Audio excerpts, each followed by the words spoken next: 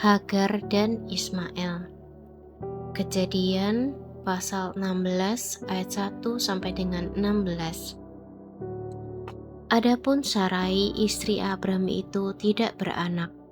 Ia mempunyai seorang hamba perempuan orang Mesir, Hagar namanya. Berkatalah Sarai kepada Abram, "Engkau tahu, Tuhan tidak memberi aku melahirkan anak. Karena itu, baiklah hampiri hambaku itu. Mungkin oleh dialah aku dapat memperoleh seorang anak." Dan Abram mendengarkan perkataan Sarai.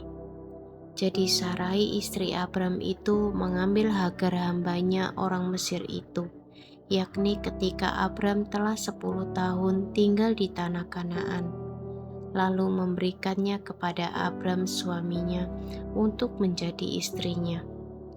Abram menghampiri Hagar, lalu mengandunglah perempuan itu. Ketika Hagar tahu bahwa ia mengandung, maka ia memandang rendah akan nyonyanya itu.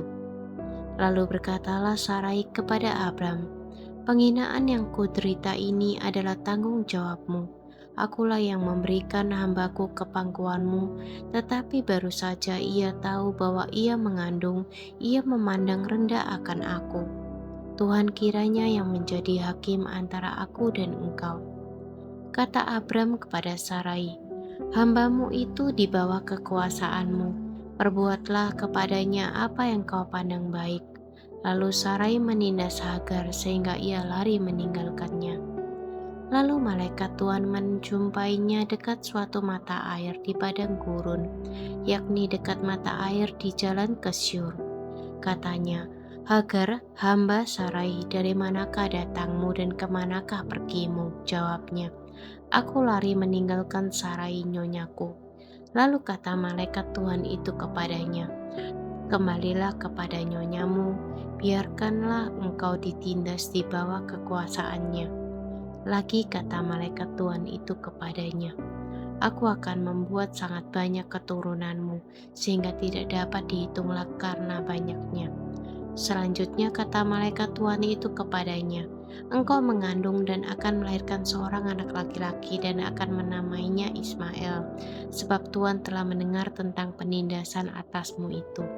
Seorang laki-laki yang lakunya seperti keledai liar, demikianlah nanti anak itu.